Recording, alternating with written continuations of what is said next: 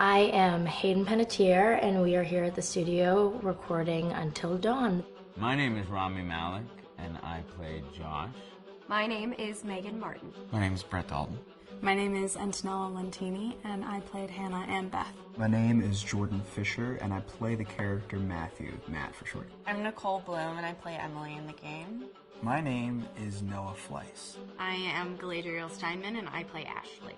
So Until Dawn is the story of 8 teenagers who revisit this cabin in the woods about a year later after a really traumatic experience where I've lost 2 of my sisters, so coming to kind of get some closure in that respect.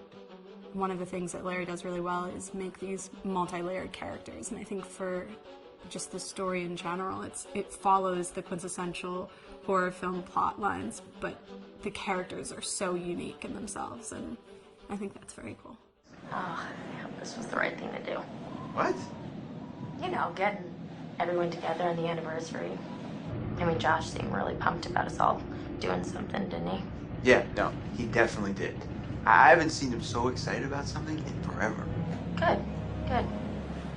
Sam and I have a few things in common, such as being huge lovers of animals, and she's a huge animal lover. She's vegan. She is a pacifist. I'm not quite sure if I'm gonna go as far as saying that I'm a pacifist, but she's spunky and cool. I know that she, I think, is made fun of a little bit by the rest of them who think that her morals and her beliefs in that area are a little ridiculous and they don't agree with them, but she doesn't care. It doesn't stop her from being herself, and that's something that I hope I have in common with her.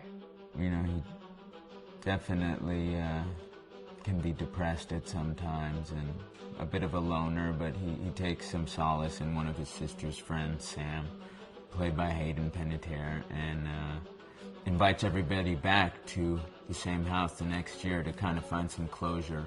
Jessica she has a whole lot of personality. She is definitely the sort of mean girl character that, you know, at school she knows she's pretty, she knows that boys like her, and she's going to use it to her advantage.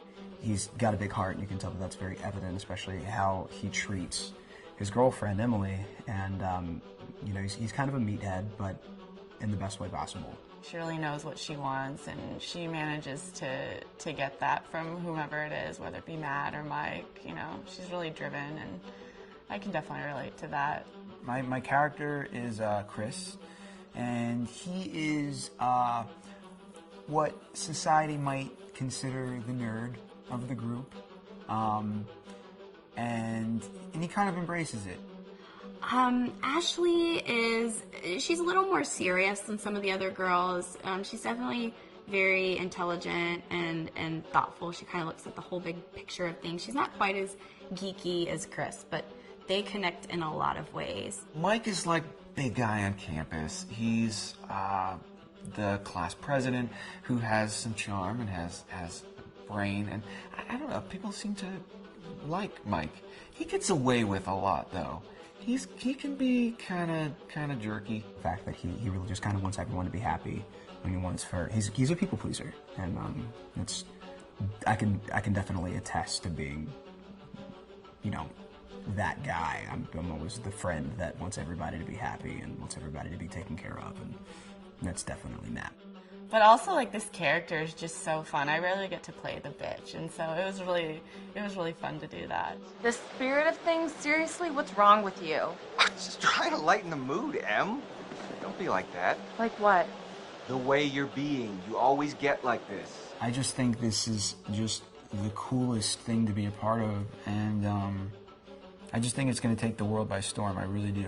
I think this genre is the wave of the future, and I think that once people see the potential behind it, of getting to interact with the drama that you're witnessing unfold in such a realistic way, that this is how entertainment's going to be from now on.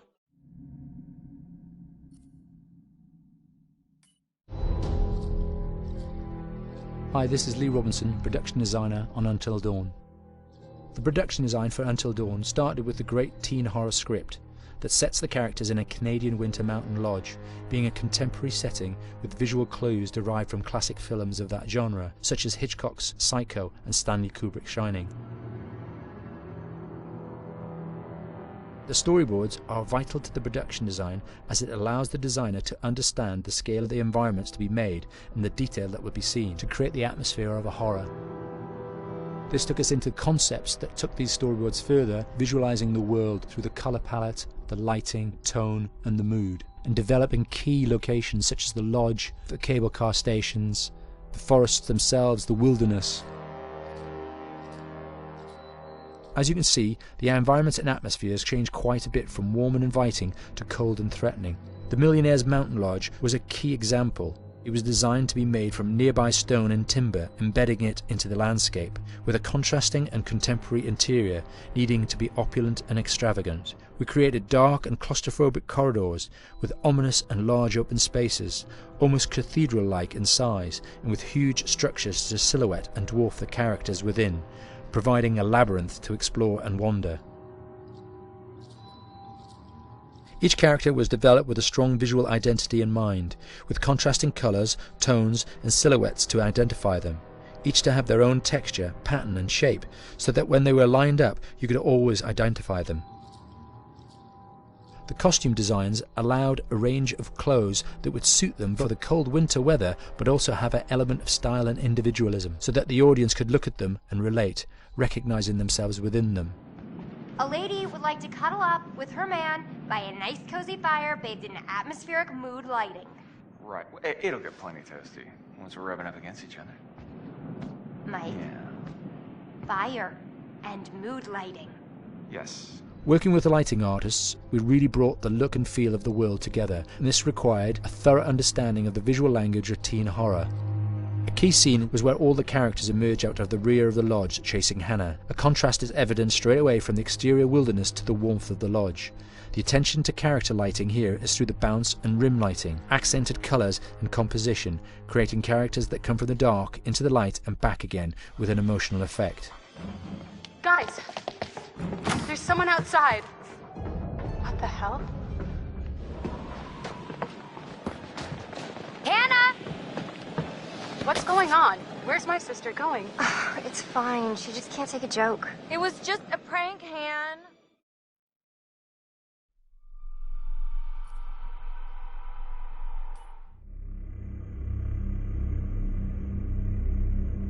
Until Dawn is a game that's full of horror, and one of the things we decided to do early on was to take a scientific approach to how scary it was. So we did experiments on people and we measured their responses to the game. We've created a test area. It's as close to a home setup as we can get it. We've recruited ordinary people to play the game and we've left them to play it on their own. You're turning the light off.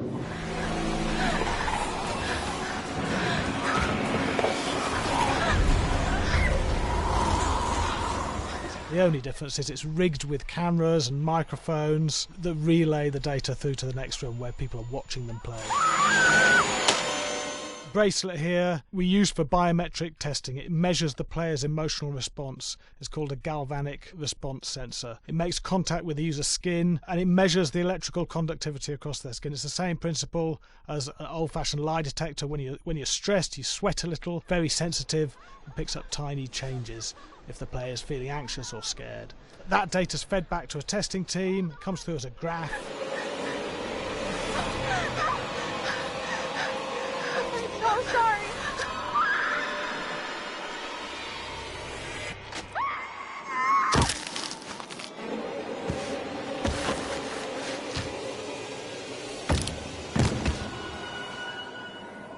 There's no point testing one or two people, you have to test a lot of people. And what's your step? When we have a scare that's consistently has a measurable emotional response, then we knew it was good. If it didn't have that, it goes back to the team for improvement. The data doesn't tell us what's wrong with the scare, it only tells us if it's working or not. Wait, okay, so you hear that too, right? Josh. Here we have a chapter relatively early in the game. Weirdly regular. nothing regular about it. We have to create tension and anxiety in the player so they are ready to receive the scare.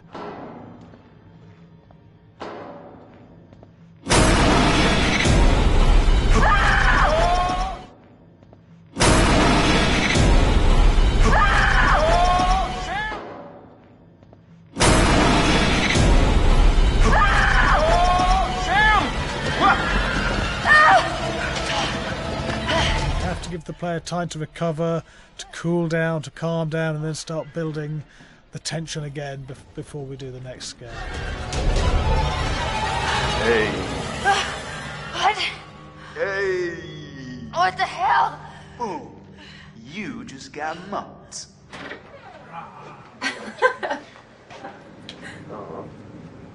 Yeah, I have such an adrenaline high from that game. There's two things we found. One is we could look at the scares, analyse if our expected scares were working effectively. Were people shrieking and covering their hands, or were they getting an emotional response from it? And being scientific about it means that we strip out people's opinions about whether things are working or not. We've got data, and we look at the data. If it's working, we're happy with it. Really scary. Bit scared and wanting to get away. I actually be maybe a bit scared to play on my own, but in a room with the lights on, yeah, with some other people as well, yeah, maybe.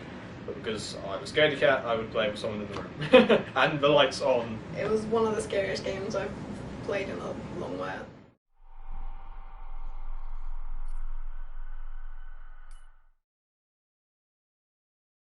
Hi, Larry. Hey, Graham.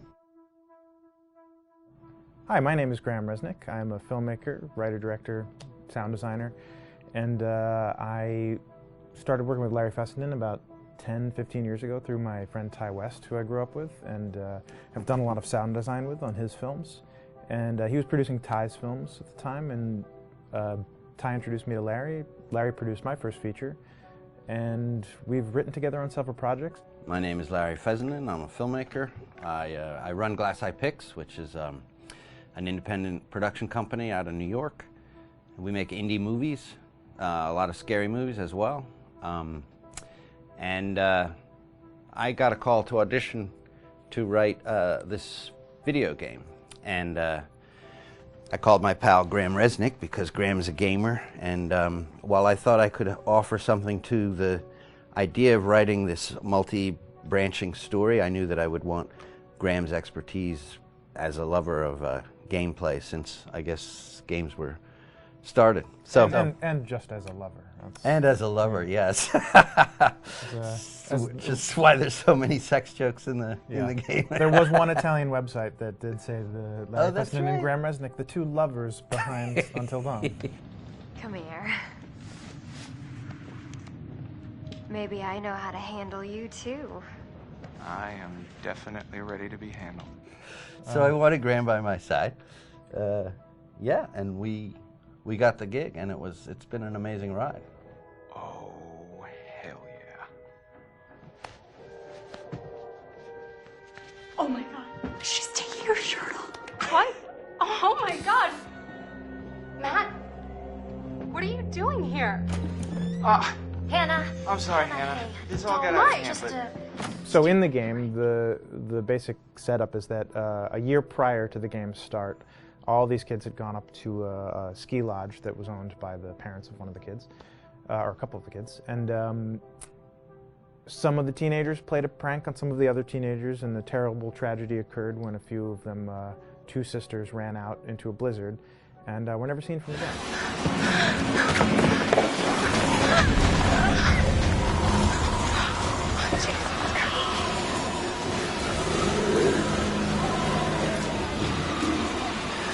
So now, a year later, this is kind of torn apart, this group of friends. They've gone through some trials and tribulations in the past year. The brother of the two girls has had a lot of psychological issues, and to kind of help him cope and help them all get over it, they all returned to the lodge a year later, back up on the mountain.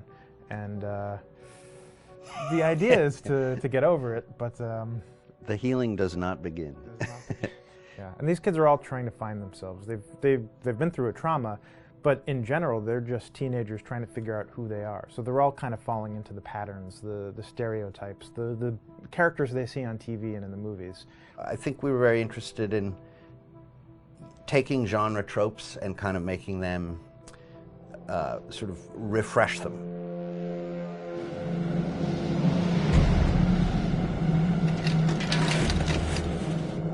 Hey, did you see that?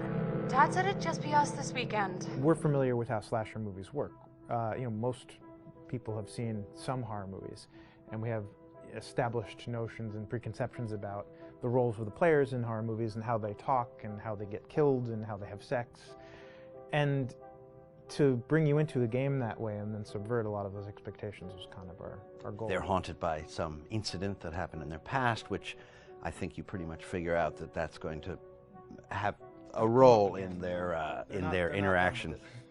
Yeah, so I think what was fun was we take some sort of stock characters and we try to give them some shape, but at least at the beginning they're recognizable in the way of groups of friends. There's, the jock and the bitchy girl and the rivalries between everyone. And oh my gosh, and really fun characters too. Like we just had so much fun living in the minds of these characters through writing the script. What do you think? Jesus! It was fun. I think we were looking to get that kind of banter that you see both in movies, but also that you absolutely have with friends and sort of those inside jokes. And of course, as writers and as friends ourselves, we sort of developed little tracks and we try to give the characters that kind of vibe.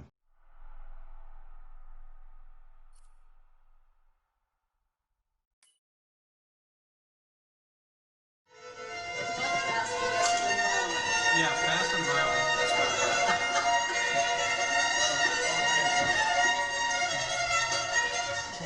All right, from the top.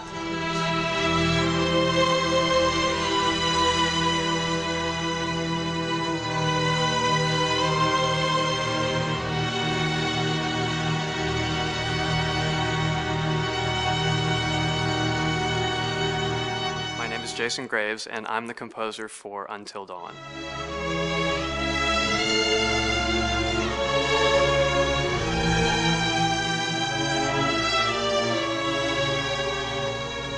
I've been involved with Until Dawn for about a year now. Originally, I was contacted by Barney Pratt, the audio director. I think that had something to do with my lineage of horror games, and hopefully not the fact that my last name is Graves, although a lot of people seem to associate my name with scary music.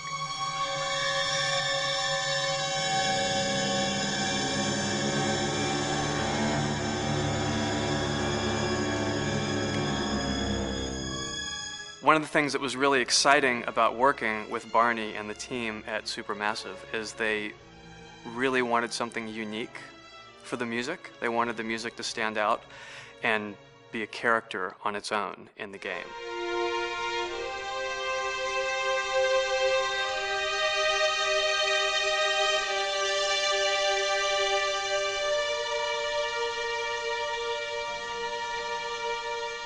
When I'm first starting on a new score, and it doesn't matter if it's film, television, or games, I always end up going to the main theme. Sometimes the developer or producer isn't even necessarily interested in the main theme at the beginning. I just want to do it for myself, because for me, the main theme is the identity of the game. It establishes the mood, the atmosphere, and the character of the music, and how it's going to be playing in the background. And that's what we did with Until Dawn. That was actually my demo pitch to Supermassive Games. I put a main theme together, recorded all the instruments at my studio, and sent it to them. And they liked it. We actually ended up recording that exact theme, all the instruments and everything, live here at Ocean Way, probably 9 months ago. And that's what we've been using in all the demos for the game, and that's the final version of the theme that is the main theme that you'll hear on the menus and in some key pieces of gameplay.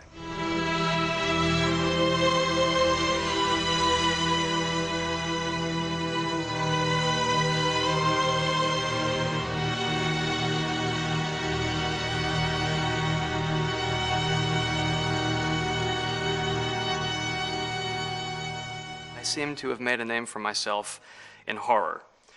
And there's something about scary music, I think it's maybe the lack of rules, The biggest rule in scary music is there are no rules, so you can do anything you want, and actually, if you end up doing things that don't feel like they would work out together, they kind of clash, and it ends up being even more effective for scary music.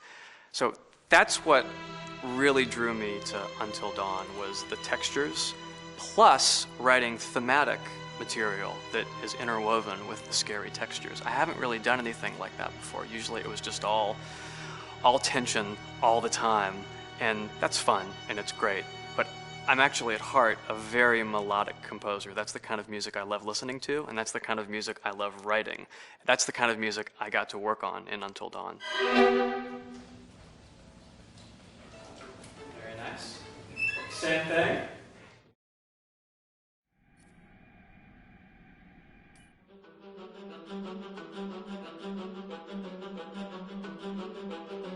My name is Will Biles, Executive Creative Director of Until Dawn. The first part of getting a believable facial performance in-game is to capture, topographically, the actor's range of emotional expressions as separate versions of the same head. Every tiny nuance gets digitized and merged, effectively creating a model that can recreate every facial movement that the actor makes. Once the topography has been recorded, the actor's performance itself can be captured by using a predetermined set of marker points drawn precisely on the face and a high-def helmet cam, wirelessly linked to capture devices. The camera is the small box where it looks like the microphone should be. Outro Sam. Mark. It records in high def the movement of the dots throughout the performance that will drive the expressions captured earlier. Unlike other systems, this form of capture is far less lossy because there are fewer interpretations between performance captured and performance rendered finally in-game. The audio is also recorded via two separate lavalier mics attached to the helmet. It takes a while for the actors to acclimatise to carrying around the recording devices and the helmet cams, but very soon the shoot becomes similar to any other effects shoot or a green screen shoot. The actors in these scenes are only recording facial animation, but use cursory body movements for pacing. Wait, and maybe we should all stick together and find everybody and make sure they're all okay, so... 1-1, the year before the prank. Take 2, Mark. Other than the other actors, they have to use their imagination for everything and everywhere that they are supposed to be seeing and feeling. Idiot! So dumb! From a hot midday studio in Los Angeles to a freezing midnight mountain in British Columbia.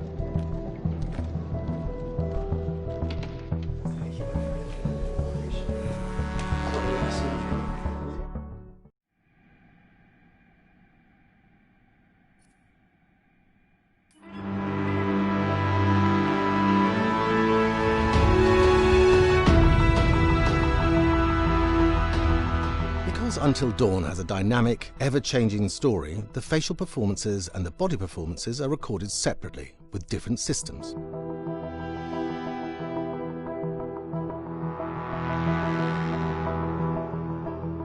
With the body capture, we use reflective bead suits and an infrared camera matrix system that drives the CG bone hierarchies in our character models.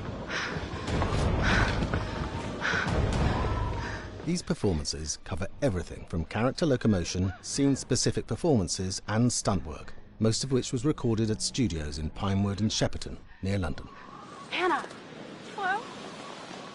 Combining all the elements seamlessly in the final game becomes a formidable editing and logistical task. Every variation, both physical and emotional, must be combined in these multi-edits. Scaffolding props have to stand in for the sets, because the hundreds of infrared cameras have to be able to see all of the reflective beads on the actor.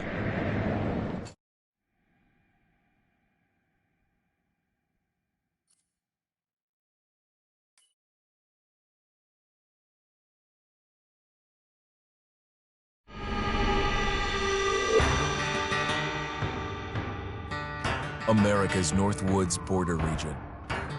Within this land of 10,000 lakes and miles of dense timber, a hideous creature is believed to lurk. The North Woods is probably one of the last frontiers in America.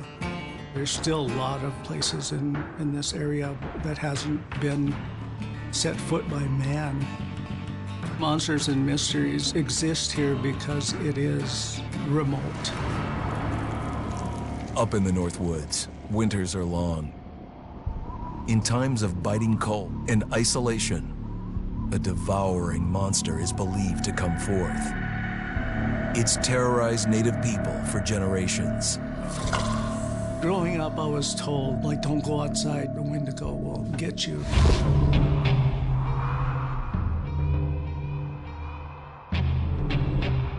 Among the traditions of the northern Algonquin tribes is the Wendigo, a monster that can seize hold of a person to carry out its hunger for human flesh. Many Native Americans fear even talking about this Wendigo, and even the mention of the name will let the Wendigo find out where you are, and it will open you up to be possessed by this Wendigo. The most famous case of a Wendigo possession took place in 1879 in the deep woods outside of Edmonton, Alberta. Swift Runner, a Cree Indian, was a trapper and a guide. He had left town the previous autumn with his wife, 6 children, and his mother. But when Swift Runner returned in spring, he was alone.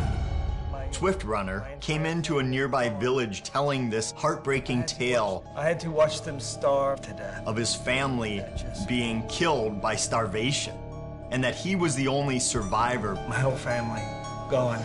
It wasn't hard to understand a family falling victim to a brutal winter. To even not. Yet something was suspicious about Swift Runner.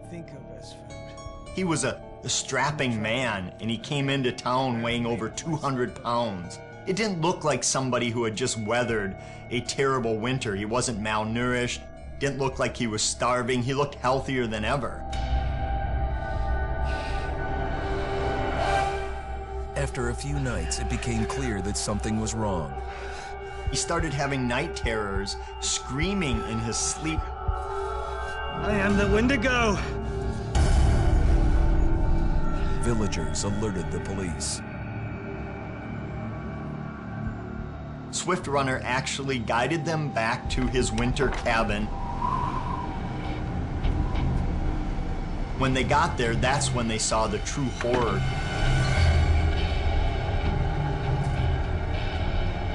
Human skulls were scattered around, many bones, some of which had been snapped in half and the marrow inside had been drained.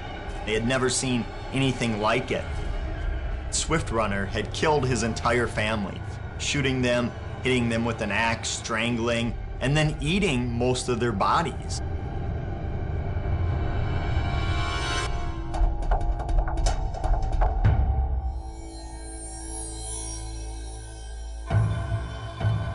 Right up until the moment the noose was on his neck, Swift Runner swore the evil spirit of the Wendigo had possessed him and twisted him into a cannibal killer. When he was on the gallows, Swift Runner himself said, "I am no longer a man."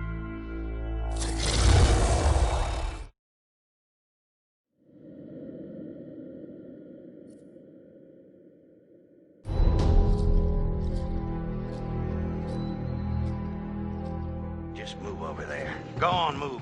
Let me say what I came to say. I'm here to tell you what you're up against being back on this mountain. You should never have returned. I don't know why you did after what happened last year. You mean with Hannah and Beth? Yeah, how could you know without being involved? I don't take kindly to you kids coming up here to my mountain. Your mountain. The mountain don't belong to me, it's true. But it don't belong to the Washingtons. This mountain belongs to the Wendigo. Hi, this is Lee Robinson, production designer at Supermassive Games. Understanding the ancient myths of the Wendigo was key for their development that helped the visual look. Through sketches and concepts, these elements were visualized, such as eyes being milky, almost dead, with loss of lips and eyelids due to frostbite, fangs growing and arms and legs getting longer, with skin hardening and thickening to look snarling and menacing, yet withered and lean. What the hell was that? Another fucking piece of... Fingers and toenails extending like claws, allowing them to climb effortlessly. We made them look gaunt and weathered, and having ragged remains of clothes they wore, blood-stained and rotten, with patches of hair still remaining. They retained strong skeletal limbs, which enable them to be agile and quick through the environment. Where are you? My name is Jamie Gallipo, animation director at Supermassive.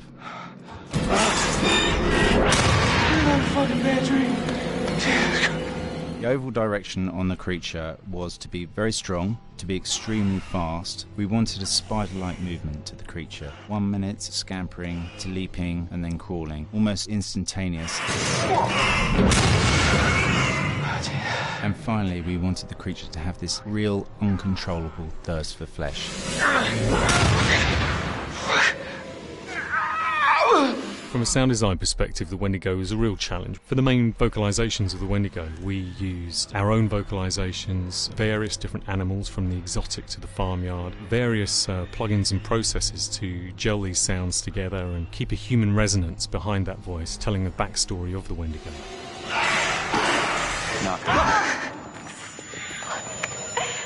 During the chase sequences, the anger of the Wendigo is felt by encircling breaths, screams and screeches that essentially chase you as you're being chased by the Wendigo.